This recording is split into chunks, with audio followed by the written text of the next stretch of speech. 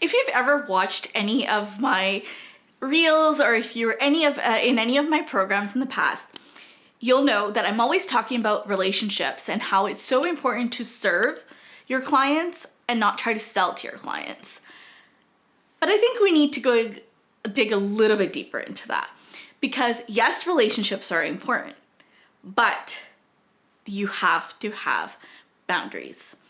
And that was probably one of the biggest lessons I learned in business, and one of the mistakes I made. So you may be thinking, okay, Jessie, you're telling me I need to build relationships, but at the same time, you're telling me that's one of the biggest mistakes you made. I would be thinking the same thing. So here's the thing. Relationship building allowed me to really bring on repeat clients, referrals, all the fun stuff.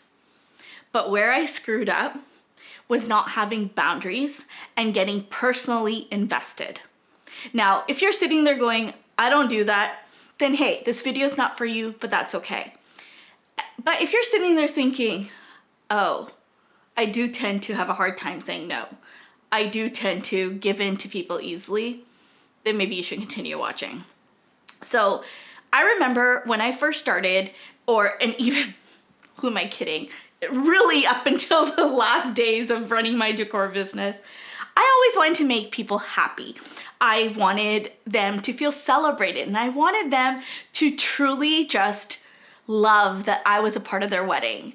So much so that there was a client who, they ordered a cake topper didn't come in. So guess who stayed up all night, the night before their reception, went and purchased all this craft stuff from Michael's and built them a custom crystal cake topper to surprise them at their reception. This girl. Was it worth it? No. And I'm sorry to the clients if they're watching, I love you. But financially, and what I did to my health, staying all night to do it, not worth it. But my lack of boundaries and my lack of separation between business and personal, and wanting, let's be honest, people pleasing, prevented that. The number of times where I was screwed over financially because I was too nice, and it was like, oh, don't worry, we'll get it to you, we're just gonna do this. I get it. But, which is also why I created contracts and started getting really strict towards the end.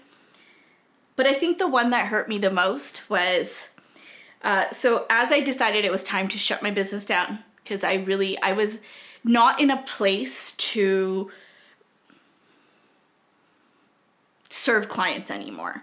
And any of my clients that booked me in 2009, 2010, as things started to pick up, can attest to this, but I always used to say, the day it became about making money, I would quit. So when it became about making money, I quit. And you may be thinking, but Jessie, you're running a business. It's about making money. Yes, it is. But to me, my business was not just about making money. It was about creating memories, about creating experiences, to see that mom and dad's joy of their daughter dressed up as a bride, to see the mom's joy when her son brought his bride home and did the Bani Varna, okay? Showing up at the reception to tear down, to excited screams of, oh my goodness, how did you remember this, that I said this or did that, or I'm so sure that I didn't pay for that. Those were the moments. It was the moments of joy and happiness. And when I stopped losing the joy of those moments, I knew it was time. And you may be thinking, okay, but Jessie, what does that have to do with relationships and the mistakes you made? Some of the clients that I had to turn down when it was time for me to put myself and my health first, because honestly, I was not in the right place. I was not in the right place to be able to execute their event without sacrificing myself. And also, if I'm completely honest, sacrificing their event. Because if I'm not at my like ultimate high, I'm not going to deliver 110%. And 100 wasn't good enough for me, because that's not the business I had built. That was not the reputation I had built. So when I had to say no and had to say, listen, I have to like shut things down. I cannot do this for you. I have to return your money to you. I cannot tell you how much it hurt that out of all the people, because some of them had been repeat clients since my very first reception, where their initial response wasn't, hey, I hope you're okay. Instead it was, what the hell? And it was in those moments that I realized that yes, building relationships is important, but really having strict boundaries about what is acceptable, how someone can treat you, how that's acceptable, and knowing what it is that you want to build is so very important. And which is why, like, if you have a business, really being strict on your boundaries and what it is that you're willing to accept, what your non-negotiables are, is so important. So as you're building these relationships, as you're building this clientele, I want you to really think about, okay, how many days a week do I want to work? How many weddings do I want to take on, or how many events? Or, you know, if you're not even in the wedding industry, if you're a service-based entrepreneur, how many clients can you realistically take on without sacrificing yourself? And then once you've brought those clients on, what are the rules of working together? Because I feel one of the biggest things I regret, and I talk to so many entrepreneurs and they agree, is that at the beginning I used to think a consultation was for my client to choose me. And that is wrong. A consultation is the time for both parties to decide if they would like to work together. Because just having the amount of money it takes to book one of my services or one of your services is not the only criteria. How do they respond to how I work? About deadlines? How do they respond to when things need to be answered by? Because if I'm working on a design board and I need answers within, let's say, 3 weeks in order to get everything ordered in time so it arrives in time and I don't have to pay any rush fees, if that person doesn't respond in that time, and they have to realize that there's going to be additional charges. So if when I'm meeting them for the first time and I'm reviewing all this, if they have a problem with that, that's a red flag, right? So at that moment, I have to decide, okay, if right off the get-go, they're not willing to work with me, they're not willing to sign a contract, they're not willing to follow my steps for putting down a retainer or a deposit, how are things going to be going forward? So those are some things you need to really think about. Also, think about, when are you going to get together with people? Some of the biggest mistakes, once again, I made where I was always available. Oh, you want to meet at 7 p.m.?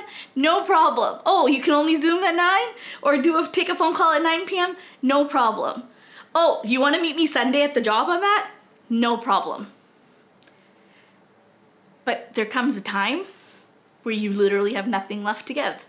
Or you're so bombarded and there's no space for you to do the things you need to do. And then all of a sudden you're overwhelmed, you're stressed out, you feel like a chicken running around with his head cut off. You don't understand why the amount of hours you're putting in does not equate to the amount of money that's coming in. So that's where you really need to clear that up. And I know that there's going to be entrepreneurs like me that a little bit more seasoned that are going to be like, oh, in my day, we didn't do that. And the younger ones are going to be like, love you, millennials. But there's a huge contrast between what is expected and accepted now than what it was. And yes, I understand you have children and you have this and you cannot work. But you have to learn to find your fine line. You have to learn to create a space for your business and create a space for your personal life, and then have boundaries that help you kind of build that business based on that. But just remember that the fastest way to grow a business and the fastest way to make more money is really to build relationships when you're running a service-based business. But how you go about building those relationships can make or break you. So as you're thinking about building your business, as you're thinking about your client experience journey, I want you to really think about, okay, this is what's acceptable, this is what's not, this is what I'm willing to like bend on, and this is the changes I'm willing to make, and then stick to them.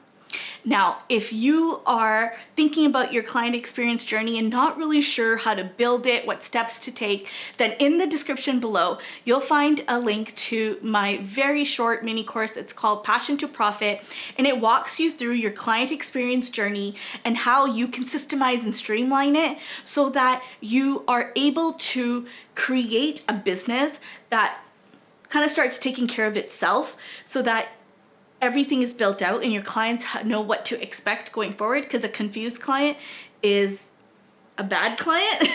But usually, a lot of people hate when I say this. I don't think there's bad clients. I just think that there's circumstances and situations when things aren't clear from the get-go. So when a client gets confused, they get frustrated and they get irritated. So I cover all the steps you want to include, and you'll find that in the description below. So the question I have for you is, though, have you ever said yes when you should have said no? If you have, put your favorite emoji down below so I know that I'm not alone. But I'm gonna do another video on boundaries later on in my channel. But for today, happy relationship building, and I'll see you in the next video. Bye.